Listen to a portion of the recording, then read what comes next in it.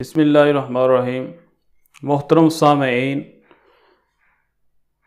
Secularism اور liberalism اور اسلام کا نقطۂ نظر، اس کا پارٹ نمبر 2 جو اسلام کے حوالے سے کیا نقطۂ نگاہ ہے اور اسلام کا جب لفظ ہم بولتے ہیں اس سے کیا مراد ہوتا ہے، اس کو سمجھنے کی کوشش کریں گے۔ تو لفظ اسلام جب بولا جاتا ہے تو اس سے مراد وہ نظریہ حیات ہے جس کے ذریعے انسان خدا کے سامنے جھک جاتا ہے اور اپنے اختیارات سے دستبردار ہو کر اللہ اور اس کے رسول صلی اللہ علیہ وآلہ وسلم کی تعلیمات کو اپنا لیتا ہے، اور یہی بات انبیاء علیہ السلام کی سیرت میں بھی ہمیں ملتی ہے، جس کو اللہ تعالیٰ فرماتے ہیں انا اول المسلمون، یعنی تمام جتنے انبیاء علیہ السلام تھے وہ تمام اپنے سر کو اللہ کے سامنے جھکانے والے تھے، یعنی سر تسلیم خم کرنے والے تھے۔ پھر اللہ تعالیٰ نے ارشاد فرمایا وَلَهُ أَسْلَمَ مَنْ فِي السَّمَاوَاتِ وَالْأَرْضِ، یعنی زمین و آسمان کی جتنی بھی چیزیں ہیں وہ تمام اللہ کے سامنے اپنے سر کو جھکانے والی ہیں، اللہ کے سامنے جھکنے والی ہیں۔ پھر فرمایا سبح للہ ما فی السماوات والارض، زمین و آسمان کی جتنی بھی اشیاء ہیں وہ اللہ تعالیٰ کی تسبیح کو بیان کرتی ہیں۔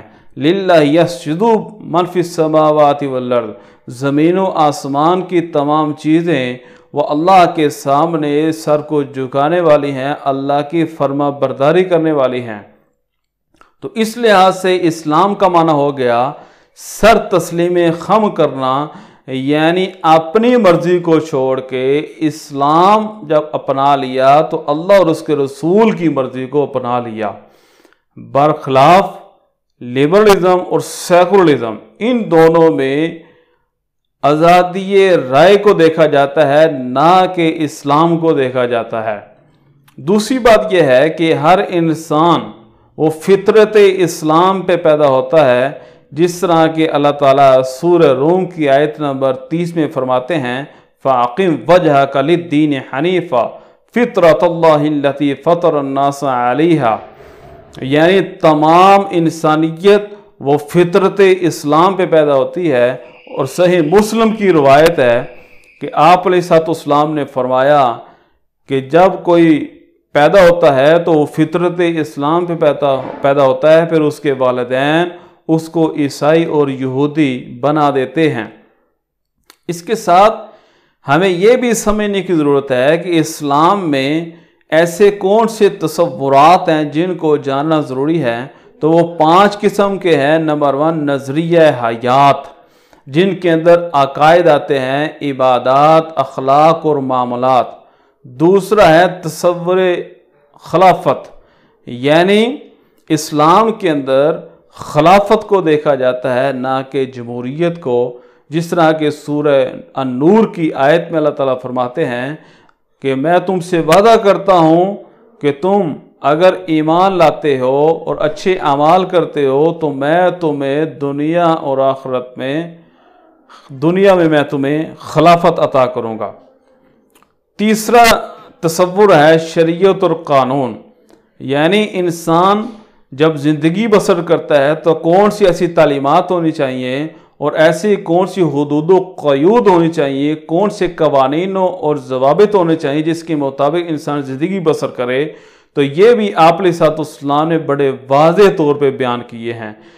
چوتھا جو تصور ہے وہ ہے شورا، یعنی اگر مسلمان مل بیٹھ کے آپس میں مشورہ کریں، جس کو اللہ تعالیٰ فرما رہے ہیں وَشَاوِرْهُمْ فِي الْأَمْرِ، محبوب جی وہی آ گئی صحیح، اگر کسی معاملے میں وہی نازل نہ ہو تو اس بارے میں آپ مشورہ کر لیا کریں۔ تو یہ بھی ایک اسلام کا تصور ہے۔ 5واں ہے بنیادی حقوق، یعنی ہر انسان کو بنیادی حقوق ملنے چاہیے، ریاست کی یہ ذمہ داری ہے۔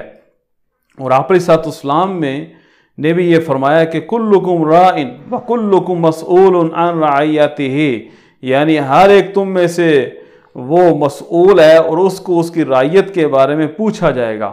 تو لہٰذا یہ 5 تصورات ہیں اور یہ اسلام کا نقطہ نظر ہے جو لبرلزم اور سیکولرزم سے بالکل برعکس ہے۔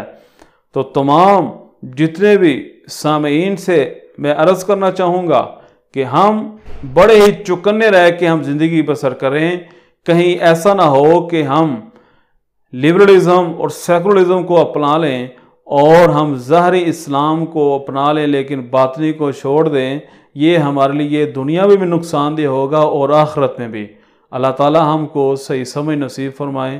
السلام علیکم ورحمۃ اللہ وبرکاتہ۔